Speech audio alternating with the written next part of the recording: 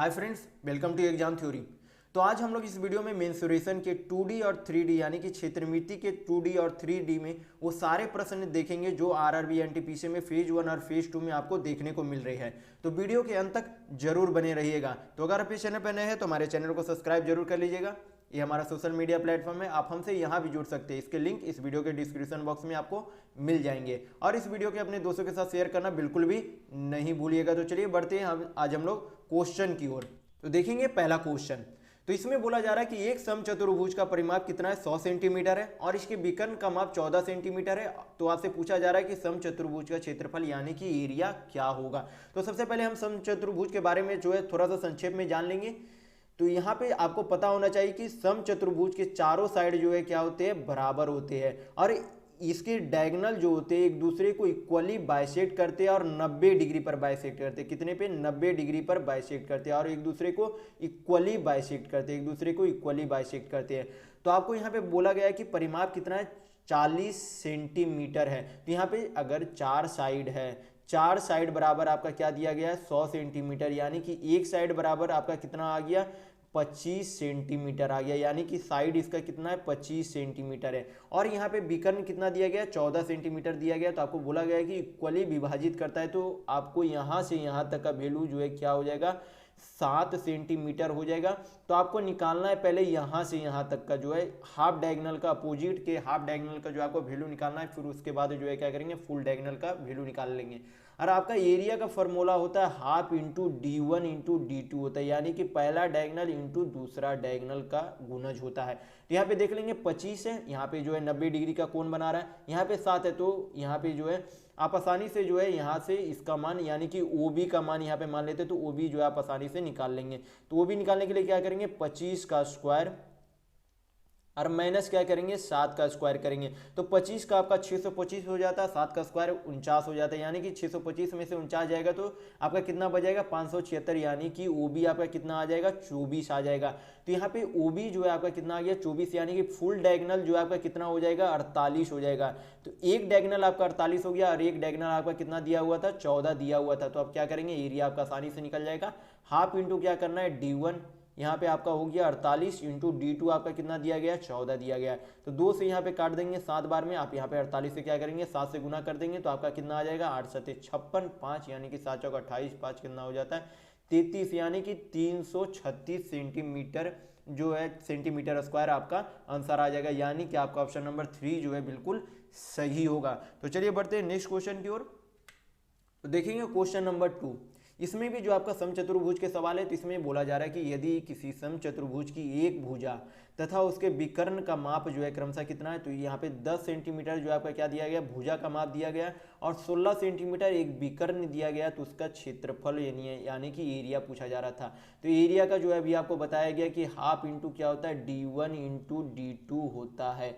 और आपको ये भी बताया गया कि डायगोनल जो है क्या करते हैं, एक दूसरे को इक्वली बाइसेक्ट करते हैं। यानी कि यहाँ पे मान लीजिए ये जो है आपका क्या है, 10 सेंटीमीटर है। तो इसका यहाँ पर डायगोनल जो है एक दूसरे को 90 डिग्री पर बाइसेक्ट करेंगे। और यहाँ पे जो है आपका हाफ डायगोनल यहाँ पे कितना हो जाएगा, 8 हो जाएगा, क्योंकि यहाँ पे जो है कितना दिया गया, 16 दिया गया। तो यहाँ पर से इसका वैल्यू जो है आप क्या करेंगे, आसानी से यहाँ पे निकल जाएगा। यानी कि ये 10 है, ये 8 है, तो ये आपका कितना बन जाएगा, 6 बन जाएगा। निकालने के लिए क्या करेंगे, 10 का स्क्वायर करना पड़ता है और आपको माइनस 8 का स्क्वायर करेंगे तो आपका कितना आ जाएगा, 36, यानी कि 6 आ जाएगा। तो यहाँ पर से जो है पता चलता है कि दूसरे डायगोनल का वैल्यू क्या है, 6 इंटू 2 करेंगे तो आपका कितना आ जाएगा, 12 आ जाएगा। यानी कि क्या करेंगे, हाफ इंटू D1 आपका दिया हुआ था कितना, 16 है, और दूसरा डायगोनल आपका यानी कि 2 से गुना कर देंगे तो आपका कितना आ जाएगा, दूसरा डायगोनल 12 आ जाएगा। तो यहाँ पे 12 यहाँ पे लिख देंगे। 2 से जो आपका कितना बार में, 6 बार में चला जाएगा, यानी कि 16 छक 96 जो आपका क्या आ गया, एरिया आ गया। यानी कि आपका ऑप्शन नंबर 3 जो है बिल्कुल सही होगा। तो अगर आपको वीडियो पसंद आ रहा है तो लाइक करते चलिएगा। तो चलिए बढ़ते हैं नेक्स्ट क्वेश्चन की ओर। तो देखेंगे क्वेश्चन नंबर 3। इसमें बोला जा रहा है कि किसी समबाहु त्रिभुज का क्षेत्रफल कितना है, 400√3 वर्ग मीटर है। तो इसका परिमाप बताइए। तो सबसे पहले जो हम लोग समबाहु त्रिभुज यानी कि इक्विलेटरल ट्रायंगल के बारे में कुछ जान लेते हैं। तो यहाँ पे मान लीजिए ABC एक ट्रायंगल है। तो इक्विलेटरल ट्रायंगल जो है सभी साइड जो है क्या होते हैं, बराबर होते हैं और सभी एंगल जो इसके क्या होते हैं, वो भी बराबर होते हैं और तीनों एंगल का मान कितना होता है, 60 डिग्री होता है। और इसके जो है मेंसुरेशन के फॉर्मूला जान लेते हैं। तो सबसे पहले इसका वॉल्यूम निकालने के लिए क्या करते हैं, 3 इंटू साइड करते हैं। क्या करते हैं, 3 इंटू साइड होता है आपका। और अगर आपसे एरिया पूछा जाए तो एरिया का फॉर्मूला होता है √3/4 और साइड स्क्वायर हो जाता है। क्या होता है, √3/4 इंटू साइड स्क्वायर हो जाता है। और अगर आपसे साइड दिया हुआ रहे और हाइट निकालने के लिए बोला जाए, समबाहु त्रिभुज का हाइट निकालने के लिए बोला जाए, तो हाइट निकालने का फॉर्मूला क्या होता है, √3/2 इंटू आपका क्या हो जाता है, साइड हो जाता है। तो ये आपको 3 फार्मूला जो है ध्यान रखने की जरूरत है। इससे ज़्यादा जो है रेलवे में आपसे डीप में नहीं पूछा जाता है। तो यहाँ पे बोला जा रहा है कि 400√3 जो है आपको क्या दिया गया, एरिया दिया गया। तो एरिया का फॉर्मूला आपको बताया गया कि √3/4 क्या होता है, साइड स्क्वायर होता है। तो √3/4 यहाँ पे क्या करेंगे, साइड स्क्वायर लिख देंगे। और आपका एरिया कितना दिया गया, 400√3 दिया गया। तो √3 से √3 आपका चला गया। और साइड निकालने के लिए क्या करेंगे, आपका इधर कितना आ जाएगा, 4 चक 1600 रूट आ जाएगा। यानी कि आपका साइड कितना आ गया, 40 आ गया। तो इसमें क्या पूछा जा रहा है, परिमाप पूछा जा रहा है। तो परिमाप का आपको क्या बताया गया, 3 इंटू साइड होता है। तो यहाँ पे क्या करेंगे, 3 से गुना कर देंगे तो आपका परिमाप यानी कि वॉल्यूम निकल जाएगा। तो आपका कितना आ गया, 120 यहाँ पे परिमाप हो गया। यानी कि आपका ऑप्शन नंबर 1 जो है बिल्कुल सही होगा। तो चलिए बढ़ते हैं नेक्स्ट क्वेश्चन की ओर। तो देखेंगे क्वेश्चन नंबर 4। तो यहाँ पे दिया गया है घन यानी कि क्यूब। तो क्यूब का क्या दिया गया है, विकर्ण दिया गया है। तो उसमें पूछा जा रहा है कि आयतन यानी कि वॉल्यूम आपका क्या होगा। तो सबसे पहले जो है क्यूब के बारे में थोड़ा सा जान लेंगे कि इसका फॉर्मूला और जो है इसके साइड में क्या क्या होता है। तो यहाँ पे जो है सबसे पहले आपको पता रखना है कि क्यूब के सभी साइड जो है क्या होते हैं, बराबर होते हैं। सभी साइड क्या होते हैं, बराबर होते हैं।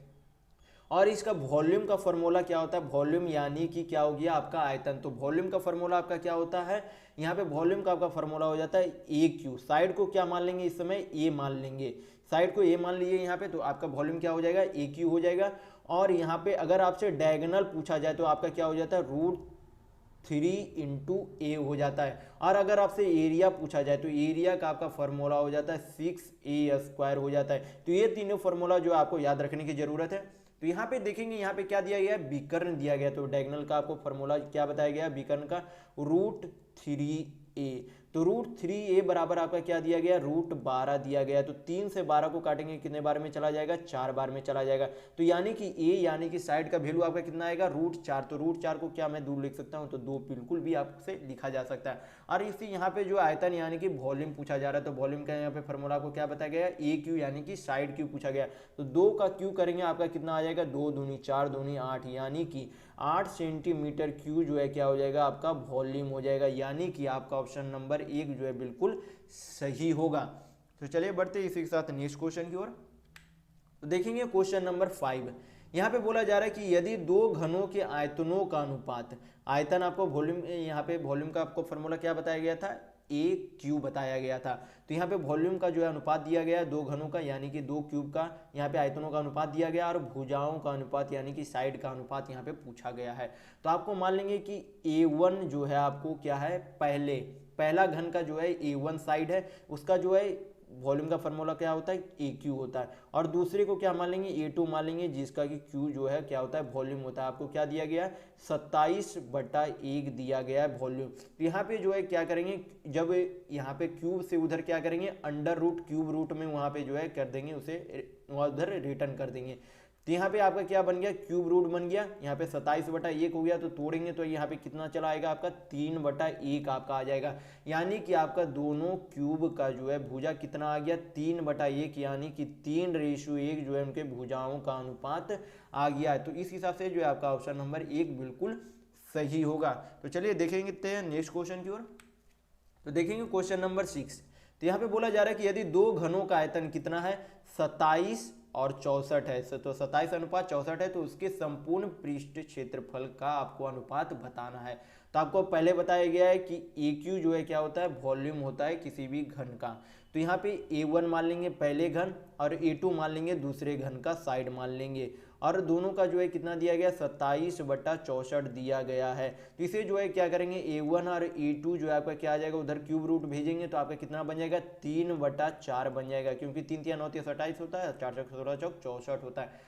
तो पहले क्यूब का साइड कितना आ गया, 3 आ गया, दूसरे क्यूब का साइड कितना आ गया, 4 आ गया। तो यहाँ पे बोला जा रहा है कि संपूर्ण पृष्ठ क्षेत्रफल का आपको अनुपात बता रहा है। तो आपको फॉर्मूला बताया गया था कि क्या होता है, 6A² यानी कि 6 साइड स्क्वायर होता है। तो यहाँ पे 6 A1 जो है पहला क्यूब का जो है साइड मान लेंगे और A2 जो है दूसरे क्यूब का साइड आप यहाँ पे मान लेंगे। तो यहाँ पे 6 से 6 तो आपका पहले ही चला गया। A1 जो है यहाँ पे क्या वैल्यू आया था, A1 का वैल्यू 3 आया था, तो 3 तिया 9 हो जाएगा। और A2 का वैल्यू आपका कितना आया था, 4 आया था, तो यहाँ पे आपका कितना हो जाएगा, 4 चक 16 हो जाएगा। यानी कि आपका जो है दोनों का क्षेत्रफल का अनुपात कितना आ रहा है, 9:16 आ रहा है। यानी कि आपका ऑप्शन नंबर 3 जो है बिल्कुल सही होगा। तो चलिए बढ़ते हैं नेक्स्ट क्वेश्चन की ओर। तो देखेंगे क्वेश्चन नंबर 7। इसमें बोला जा रहा है कि किसी घन के विकर्ण की लंबाई, यहाँ पर भी जो आपसे क्यूब का जो है आपका मैथ है, तो इसमें बोला जा रहा है कि घन का विकर्ण यानी कि क्यूब का डायगोनल का लंबाई कितना दिया गया, 6 सेंटीमीटर दिया गया और आपसे आयतन यानी कि वॉल्यूम पूछा गया है। तो आपको घन का विकर्ण का जो है फॉर्मूला बताया गया था कि क्या होता है, √3a होता है, या फिर √3 इंटू साइड भी आप बोल सकते हैं।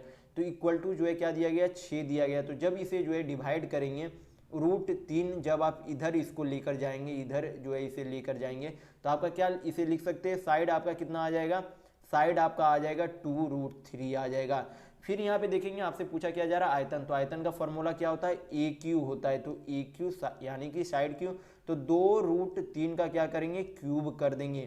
तो 2√3 का क्यूब करेंगे तो आपका कितना आ जाएगा, 2 दूनी 4 दूनी 8, 3 का 1 बनेगा और 1 आपका क्या बन जाएगा, √3 यहाँ पे बन जाएगा। यानी कि वॉल्यूम आपका क्या आ जाएगा, यानी कि आयतन 8 तिया 24 √3 आपका वॉल्यूम यानी कि आयतन आ जाएगा। तो इस हिसाब से आपका ऑप्शन नंबर 2 जो है बिल्कुल सही होता है।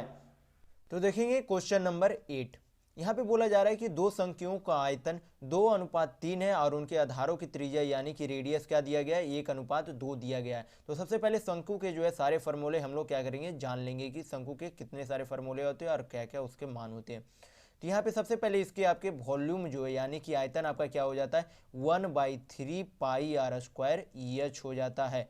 तो सबसे पहले जो है फार्मूला आपका क्या हो गया, वॉल्यूम का 1/3 पाई r स्क्वायर EH। और लेटरल सरफेस एरिया यानी कि वक्र पृष्ठ क्षेत्रफल कोण का क्या हो जाता है, पाई r यल हो जाता है, पाई r यल हो जाता है। यल यहाँ पे आपका ये होता है, यल जो है यहाँ से यहाँ तक की ये दूरी आपका क्या कहलाती है, यल कहलाती है। तो यल आपका क्या हो जाता है, √ आपका हो जाता है EH square plus r square हो जाता है। EH आपका इस शंकु का क्या हो गया, ऊंचाई हो गया, और r जो आपका क्या हो गया, इस शंकु की त्रिज्या हो गया। तो यहाँ पे लेटरल सरफेस एरिया यानी कि वक्र पृष्ठ क्षेत्रफल आपका क्या हो जाता है, पाई r यल हो जाता है। और आपका टोटल सरफेस एरिया यानी कि कुल पृष्ठ क्षेत्रफल क्या हो जाता है, पाई r यल प्लस पाई r स्क्वायर हो जाता है। तो ये 3 फॉर्मूले जो है आपको याद रखने की जरूरत है। तो यहाँ पे आपका क्या दिया गया है, दो संख्याओं का आयतन का अनुपात दिया गया है और आपका त्रिज्या यानी कि रेडियस का अनुपात दिया गया है। तो आपका वॉल्यूम का फॉर्मूला क्या बताया गया है, 1/3 पाई r स्क्वायर EH बताया गया है। तो 1/3 पाई जो है दोनों में कॉमन होने के कारण बाई में आप जब लिखेंगे तो ये क्या होगा, दोनों में ऊपर नीचे क्या हो जाएगा, कट जाएगा। तो इसे क्या करेंगे, अवॉइड करेंगे। तो यहाँ पे r आपका पहला r जो है क्या दिया गया है, 1 दिया गया है। तो 1 का स्क्वायर करेंगे तो आपका क्या हो जाएगा, 1 हो जाएगा। और आपको जो है पहला कोण का EH जो है यानी कि हाइट पहला कोण का क्या मान लेंगे, EH1 मान लेंगे। और दूसरे कोण की जो है त्रिज्या क्या दी गई है, 2 सेंटीमीटर दी गई है। तो 2 का स्क्वायर करेंगे तो 2 दूनी 4 हो जाएगा। दूसरे कोण का हाइट क्या मान लेंगे, EH2 मान लेंगे। और दोनों के आयतनों का अनुपात क्या दिया गया, 2:3 यानी कि 2/3 दिया गया। तो क्रॉस मल्टीप्लिकेशन कर देंगे तो दोनों का EH1 और EH2 जो आपका वैल्यू निकल जाएगा। तो यहाँ पर EH1 = EH2 = आपका क्या आ जाएगा, 8/3 आ जाएगा। यानी कि अनुपात आपका कितना हो जाएगा, 8:3 हो जाएगा। तो इस हिसाब से जो है आपका ऑप्शन नंबर 2 बिल्कुल सही है। तो चलिए बढ़ते हैं नेक्स्ट क्वेश्चन की ओर। तो देखेंगे क्वेश्चन नंबर 9। अब यहाँ पे सर्किल से प्रश्न है, तो सर्किल से जो है हम जान लेंगे, इसमें जो है ये आपका सर्किल हो जाता है, ये जो है आपका क्या हो गया, रेडियस हो गया, ये पूरा आपका क्या बन जाता है, डायमीटर बन जाता है। ये डायमीटर बन जाता है यानी कि व्यास हो गया और त्रिज्या हो गया। तो सबसे पहले जो है इसका वॉल्यूम का फॉर्मूला जान लेंगे। तो वॉल्यूम सर्किल का होता है 2πr होता है, क्या होता है, 2πr होता है। और एरिया का फॉर्मूला आपका क्या हो जाता है, पाई r स्क्वायर हो जाता है। तो ये दो फार्मूला जो आपको याद रखना है सर्किल से बनाने के लिए, सर्किल के मैथ के लिए। तो इसमें बोला जा रहा है कि वृत्त का क्षेत्रफल दिया गया है और आपसे परिधि यानी कि वॉल्यूम पूछा जा रहा है। तो पहले जो है सबसे पहले हम लोगों को क्या निकालना पड़ेगा, रेडियस यानी कि त्रिज्या निकालना पड़ेगा। तो सबसे पहले पाई को जो है 22/7 भी लिख सकते हैं। ये जो आपको याद रखना है कि पाई को 22/7 भी लिखा जाता है। और r स्क्वायर को जो है क्या करेंगे, r यहाँ पे रहने देंगे। और आपका क्षेत्रफल कितना दिया गया, 38.5 दिया गया है। तो पॉइंट को जब हटाएंगे तो नीचे कितना चला जाएगा, 10 चला जाएगा। तो यहाँ पे आप क्या करेंगे, कैलकुलेशन कर देंगे, 11 दूनी 22, यहाँ पे 11 तिया 33, 5 बज गया, 11 पचे 55, 5 दूनी 10, 5 सत्ते 35। तो आर स्क्वायर आपका कितना बनता है, 7 × 7। अब बाई में देखेंगे 2 × 2 बनता है, यानी कि आर आपका कितना आ गया, 7/2 आ गया। तो अब आपसे परिधि यानी कि वॉल्यूम पूछा जा रहा है। तो यहाँ पे क्या करेंगे, वॉल्यूम का फॉर्मूला बैठा देंगे। यहाँ पे आपका क्या हो जाता है, 2 22/7, पाई का मान आपको बोला गया है कि 22/7 होता है, और आर आपका कितना आ गया, 7/2 आ गया। तो 7 से 7 आपका चला गया, 2 से 2 चला गया, यानी कि 22 आपका क्या आ गया, परिधि यानी कि वॉल्यूम यानी कि परिमाप आ गया। तो इस हिसाब से आपका ऑप्शन नंबर 1 जो है बिल्कुल सही होता है। तो चलिए बढ़ते हैं नेक्स्ट क्वेश्चन की ओर। तो देखेंगे यहाँ पे एक अर्धवृत्ताकार है, तो अर्धवृत्ताकार का परिमाप दिया गया और आपसे व्यास यानी कि डायमीटर पूछा जा रहा है। तो सबसे पहले जो है अर्धवृत्ताकार से जो है सारे फॉर्मूले जो हम लोग जान लेते हैं। अर्धवृत्ताकार का वॉल्यूम अगर आपसे पूछा जाए तो वॉल्यूम आपका क्या बन जाता है, पाई आर प्लस क्या बन जाता है, 2r। ये आपका वॉल्यूम का फॉर्मूला हो जाता है। पाई आर तो हो गया आपका कुल सर्किल का परिमाप क्या होता है, 2πr हो जाता है। तो उससे जो है आधा वृत्त है तो आधा यहाँ पे परिमाप बन जाएगा, तो 2 यहाँ पे कट जाएगा, यानी कि पाई आर तो आपका पहले से ही इतना ये आर का परिमाप हो गया, और इसमें एक्स्ट्रा जो आपका 2 त्रिज्या जुड़ जाता है, जिसके कारण यहाँ पे 2r आपका यहाँ पे जोड़ना पड़ता है। तो वॉल्यूम निकालने के लिए अर्धवृत्त का क्या होता है, पाई आर प्लस 2r। और एरिया का आपको सिंपल सा फॉर्मूला है, पाई आर स्क्वायर कुल वृत्त क्षेत्रफल होता है, तो भागा यहाँ पे क्या कर देंगे, 2 से डिवाइड कर देंगे। तो ये 2 फॉर्मूले जो आपके अर्धवृत्त से जुड़े हुए हैं, तो आपको ये याद रखना है। तो यहाँ पे परिमाप का जो है मान दिया गया, तो परिमाप बराबर यहाँ पे क्या कर देंगे, 144 लिख देंगे, यानी कि पाई आर प्लस 2r बराबर क्या दिया गया है, 144 दिया गया है। तो पाई को क्या लिख सकते हैं, 22/7 लिख सकते हैं। क्या लिख सकते हैं, 22/7 लिख सकते हैं। तो यहाँ पे r और r आप क्या लेंगे, कॉमन ले लेंगे, तो अंदर आपका क्या बचेगा, 22/7 प्लस 2 बचेगा, इक्वल टू आपका क्या दिया गया, 144। जब यहाँ पे आप एलसीएम करेंगे तो आपका क्या आ जाएगा, 36/7 आ जाएगा। और जब काटेंगे 144 को तो 36 से 144 कितने बार में, 4 बार में आपका चला जाएगा, यानी कि आर आपका कितना आ गया, 28 आ गया। तो अब यहाँ पे पूछा जा रहा है कि आपका व्यास क्या है, व्यास यानी कि आपका क्या बनता है, डायमीटर। तो डायमीटर बराबर होता है 2r होता है। तो क्या करेंगे, 28 × 2 करेंगे तो आपका कितना आ जाएगा, 56, यानी कि 56 आपका क्या बन जाएगा, डायमीटर बन जाएगा, यानी कि आपका ऑप्शन नंबर 4 बिल्कुल सही होगा। तो आशा करता हूं आपको ये वीडियो पसंद आया होगा। तो पसंद आया तो इस वीडियो को लाइक जरूर कीजिएगा, नए हैं तो इस चैनल को सब्सक्राइब जरूर से जरूर कर लीजिएगा, और इस वीडियो के अपने दोस्तों के साथ शेयर करना बिल्कुल भी नहीं भूलिएगा। और ये हमारा सोशल मीडिया प्लेटफॉर्म है, आप हमसे यहाँ भी जुड़ सकते हैं, इसके लिंक इस वीडियो के डिस्क्रिप्शन बॉक्स में आपको मिल जाएंगे। तो चलिए इस वीडियो में बस इतना ही, मिलते हैं अगले वीडियो में, तब तक के लिए धन्यवाद।